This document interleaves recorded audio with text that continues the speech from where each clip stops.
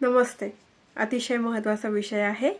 डॉक्टरांनी तुम्हाला वॅसलीन लावायला लावलं असेल तर वॅसलीनच लावा. मॉइश्चरायझर सांगितलं असेल तर मॉइश्चरायझरच लावा.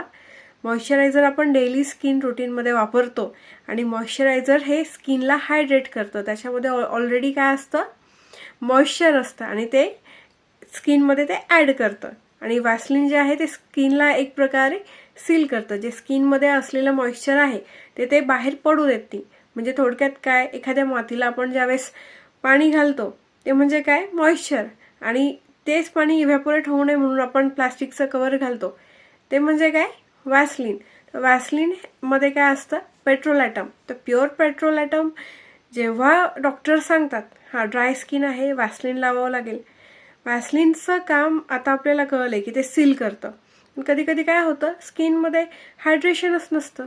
मग त्यावेळेस आधी मॉइश्चरायझर अप्लाय करावं लागतं आणि त्याच्यानंतर तुम्ही वॅसलीनचा लेअर लावू शकता. याच्याने काय होतं, जी हायड्रेट झालेली स्किन आहे तिच्यातनं जे मॉइश्चर आहे ते इव्हॅपोरेट होत नाही. तर अशा प्रकारे वॅसलीनचं काम असतं. आणि आपण रंगपंचमीला रंग खेळायच्या आधी पण आपण काय करतो, वॅसलीन लावून घेतो. म्हणजे तो रंग त्वचेत घुसणार नाही आणि त्वचेला जास्त धुवावं लागणार नाही. हा त्यामागचा हेतू असतो. तर वॅसलीन आणि मॉइश्चरायझर याच्यात हा बेसिक डिफरन्स आहे. धन्यवाद.